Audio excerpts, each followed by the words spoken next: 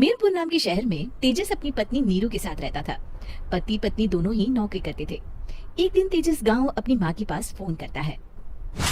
Hello, प्रणाम माँ। जीते रहो माँ, तुम दादी बनने वाली हो? अरे वाह, ठीक है बेटा, मैं कल ही आती हूँ। जब माँ जी शहर पहुंची तो बेटी बहू ने बहुत अच्छे से स्वागत किया। लीजिए माँ जी चाय। अरे गर्मा गर्म पकोड़े ले आओ माँ के लिए। नीरू रसोई में गई और 2 मिनट में ही पकोड़े ले आई। जी ये लीजिए। बहू जादू से बनाए हैं क्या? अभी तो रसोई में गई थी। यम्मी। माँ जी, शीला रसोई में पकोड़े तल रही है, मैं बस लेकर आई। हे भगवान, मेरा धर्म भ्रष्ट कर दिया तूने। अब तो गंगा जल से शुद्धिकरण करना होगा। दूसरे दिन, माँ जी मैंने नाश्ता बना दिया है, ऑफिस जा रही हूँ। पर अभी तो घर का सारा काम पड़ा है। शीला आती ही होगी, झाड़ू पोछा बर्तन कपड़े वो सब कर लेगी। हमारे जमाने में घर का सारा काम हम ही करते थे। जी माँ जी, आप बहुत होशियार हैं, मैं घर ऑफिस दोनों नहीं संभाल पाती। तो जरूरत क्या है घर से बाहर जाकर चाकरी करने की? वैसे भी घर का काम खुद करने से घर में बरकत आती है, समझी? पर माँ जी। पर वरा कुछ नहीं, इस महीने की पगार मिले फिर ऑफिस बंद है। हाँ। रात को नीरू तेजस से कहती है, सुनिए जी, माँ जी बोल रही थी कि मैं नौकरी छोड़ दूं। वैसे ठीक ही तो है, अभी तुम्हें आराम की जरूरत है। फिर भी आराम कहाँ, शीला को छुड़ाने के लिए बोल रही थी।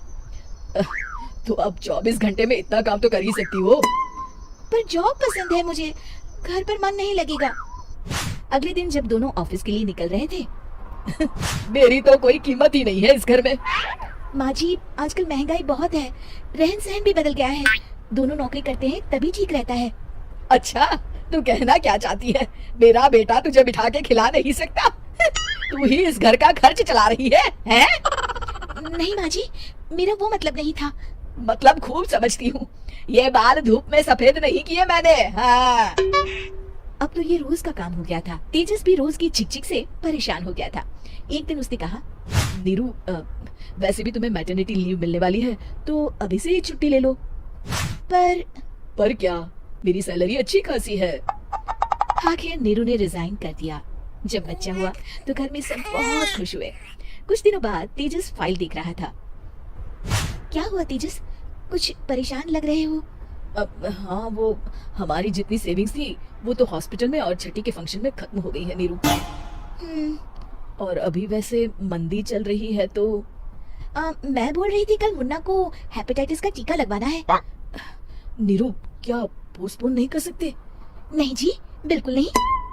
अब तेजस को समझ में आ रहा था कि उससे गलती हुई है। पैसों की कमी का असर घर के माहौल पर भी पड़ रहा था। अगले दिन, बेटा मेरा चश्मा और ये दवाइयाँ ले आना, पर्चा देते हुए माँ जी ने कहा। जी।